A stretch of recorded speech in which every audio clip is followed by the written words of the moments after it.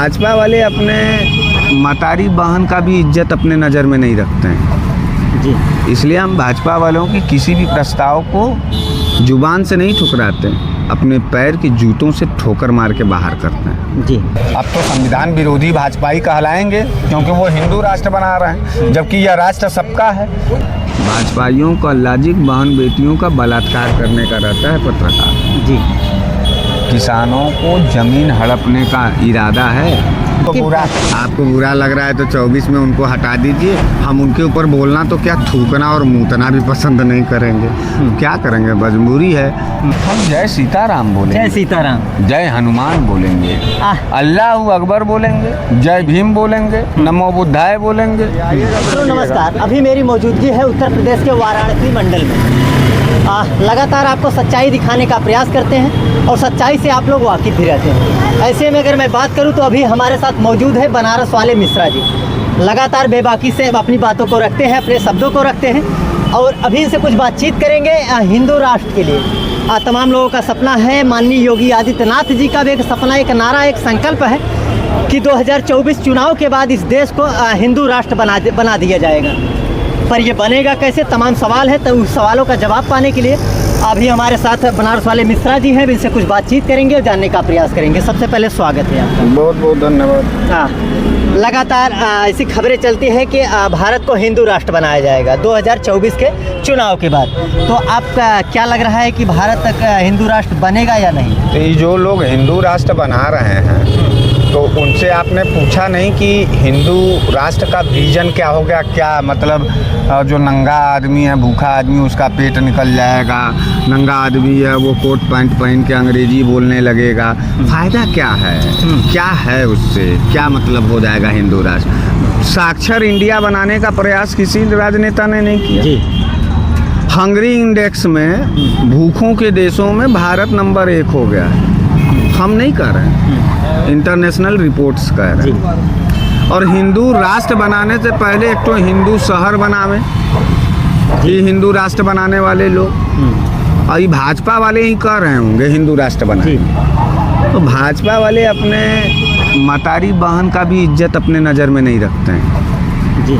इसलिए हम भाजपा वालों की किसी भी प्रस्ताव को जुबान से नहीं ठुकराते, अपने पैर की जूतों से ठोकर मार के बाहर करते हैं जी। भारतीय जनता पार्टी का कोई प्रस्ताव हम इस देश के लिए कभी भी हितकर नहीं रहा है और कभी भी इस देश की जनता के लिए जो है काम नहीं। वो अडानी अंबानी के लिए काम करते हैं। हिंदू राष्ट्र से फ़ायदा क्या है हमको बताएंगे आप। और जो वर्तमान संविधान वाला संविधान है, सब धर्मनिरपेक्ष, समाजवादी और भारत के सब लोग को समानतावादी वाला जो संविधान है, इससे क्या दिक्कत है इन भ्रष्टाचारियों को और इन संविधान विरोधियों को। अब तो संविधान विरोधी भाजपाई कहलाएंगे क्योंकि वो हिंदू राष्ट्र बना रहे हैं, जबकि यह राष्ट्र सबका है, सभी जाति, सभी धर्म, सभी संप्रदाय का है। जब सबका था तब किसी का वो भी नहीं हो पाया 70 साल में, असमानताएं थे। हिंदू बना के क्या कर लोगे? हिंदू बनाने का कोई रीजन है तो बताओ, हम क्या करें।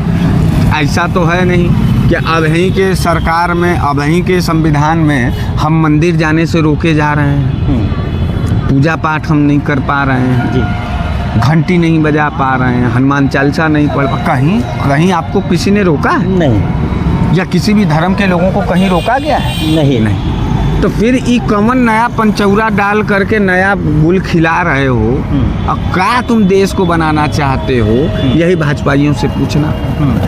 भाजपाइयों का लॉजिक बहन बेटियों का बलात्कार करने का रहता है पत्रकार जी। किसानों को जमीन हड़पने का इरादा है जी। बचाओ इस देश को इन जल्लादों से जिन्हें भाजपाई कहते हैं, बर्बाद हो जाएंगे हम जी। महोदय जी, लगातार अगर किसी मुद्दे पर बातचीत करें तो आप कहीं ना कहीं कहते हैं कि घुमा करके बीजेपी के ऊपर ही अपना तंज कसते हैं। तो क्या लग रहा है कि आपको बुरा लग रहा है तो 24 में उनको हटा दीजिए। हम उनके ऊपर बोलना तो क्या थूकना और मूतना भी पसंद नहीं करेंगे। क्या करेंगे, मजबूरी है। हम भी उन सबों का नाम नहीं लेना चाहते हैं। बड़ा पाप लगता है भाजपाइयों का नाम लेने पर, बहुत पाप लगता है जी। हम बता रहे हैं आपसे कि 1000 हत्या के एवज में जीव हत्या के एवज में। एक बार भाजपा का नाम लेने का पाप लगता है, हम खुद नहीं लेना चाहते हैं, लेकिन बीजेपी जब सत्ता पे बैठी है तो उसी को ना कहेंगे। जिस दिन वो सत्ता से बाहर आ जाएगी उसके मुंह पर थूकने का वक्त नहीं रहेगा मेरे पास, मैं मूतूंगा भी नहीं उन सबों के ऊपर, अपना पेशाब भी हम उन सबों को ना दें। आप बात कर रहे हैं कि भारतीय जनता पार्टी को बतियाते हैं, कभी नहीं बतियाते। एक सवाल और रहा महोदय जी आपसे, कहीं ना कहीं अगर जनरल कास्ट की बात करें जैसे ब्राह्मण और ठाकुर की, तो उसमें ऐसा लगता है कि भारतीय जनता पार्टी के ही समर्थन के लोग हैं और लगातार भारतीय जनता पार्टी को चुनते भी हैं। तो आप भी एक ब्राह्मण समाज से हैं, तो आप क्यों विरोध करते हैं और लोगों को क्यों उस्काने का काम करते हैं? देखो, मेरे माँ बाप ने मुझे इंसान पैदा किया, भेड़ नहीं जी। एक भेड़ जब कुएं में गिरता है तो सारे भेड़ गिर जाते हैं, मैं उसमें से बकरी निकल गया, मैं देख लिया कुआं है, भारतीय जनता पार्टी बच गया। दूसरा तर्क सुनिए, इस देश में तमाम समाज सुधारक और बहुजनों की आवाज़ के रूप में नाम आते हैं, जैसे डॉक्टर राम मनोहर लोहिया, पंडित जनेश्वर मिश्रा, राहुल सांस्कृतायन, आचार्य चाणक्य। उसके बाद नाम जानते हो कौन सा जुड़ेगा? बनारस वाले मिश्रा। बनारस वाले मिश्रा जी, ये है जी। तो मैं बहुजनों की बात करता हूँ। तीसरा तर्क सुनिए, यहीं पर 15 बनाम 85 की लड़ाई चलती है इस देश में, मालूम है? नहीं, हमें कैसे मालूम? आपको नहीं मालूम, आपको खाली मोदी जी मालूम होंगे योगी जी ना। क्या करेंगे? आप जैसे तमाम ऐसे नौजवान हैं जो शाम को टीवी जब खोलते हैं ना तो क्रीम पाउडर लगाई हुई, अपनी ज़मीर बेची हुई, नज़रिया बेच करके बैठने वाली टीवी एंकराइन जो है ना, वो हमको और आपको बर्बाद करने के लिए ही आती हैं, और आप वही टीवियाँ देखकर पगलाए हुए हैं। भाजपा ज्वाइन कर लो, जय श्री राम का क्या मंदिर मस्जिद के सामने हनुमान चालीसा पढ़ो, मंत्री बना दिए जाओगे। छोड़ दो ये अंडा डंडा पत्रकार। लगातार भारतीय जनता पार्टी का एक नारा रहा कि योगी मोदी जय श्री राम, ये नारा भी आपने सुना होगा। ज़्यादा से ज़्यादा ये काशी वाराणसी में ही ये नारा लगता है, और शायद यूँ लगता है कि नरेंद्र मोदी का संसदीय क्षेत्र है। आप भी बनारस से बिलोंग करते हैं, तो क्या आप बनारस वालों को सपोर्ट नहीं करेंगे? बनारस वालों को हम सपोर्ट नहीं करेंगे। मेरा शहर, मेरा जगह, मेरी ज़मीन, मेरा आबो हवा, हम किसी को सपोर्ट करेंगे कि लोग हमको सपोर्ट करेंगे? यही लड़ाई तो हो रहा है। नरेंद्र मोदी गुजरात से आके यहाँ सांसद बनता है, हम बनारसियों का सपोर्ट नहीं करता है, गुजरातियों का सपोर्ट करता है। कोई एक उत्तर भारतीय अडानी अंबानी के बराबर का व्यापारी बना है इस 9 साल में? बताओ, खाली गुजराती बनेगा? क्योंकि गुजराती प्रधानमंत्री है इसलिए गुजरात के अडानी अंबानी और सब लोग बनेंगे। जितने गुजराती व्यापारी हैं उन सबों का देखे हो अकाउंट बैलेंस, 8-8, 10-10 गुना, 16-16 गुना हो गया है। और हमारा जो बचा खुचा था बहन बेटियों के शादी करने के लिए, वो दवाओं में कोरोना काल में खर्च हो गया और कर्जे लेकर के घर बिकने के कगार पर आ गए। और तुम कह रहे हो कि मोदी योगी जय श्री राम बोलो। जय श्री राम बोलेंगे, सीताराम बोलेंगे। सीताराम पारिवारिक आदमी है। मुझे जो है ना, एक नर एक नारी यानी सीता और राम ने मिल करके पैदा किया है। जो सिर्फ और सिर्फ राम यानी खाली पुरुष से पैदा हुआ होगा वो जय श्री राम बोले, हम नहीं बोले। आप जय श्री राम नहीं बोलेंगे?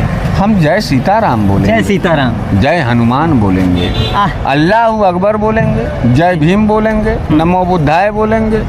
आपको कोई दिक्कत है? आप तो हिंदू राष्ट्र बनाने वाले हो। तो लगातार आप देख भी रहे होंगे, तमाम ऐसे समाज के बहुत ही प्रचारक हैं, बहुत ही ऐसे नेता, विधायक, सांसद, तमाम ऐसे लोग हैं जो आपसे भी मिलते होंगे।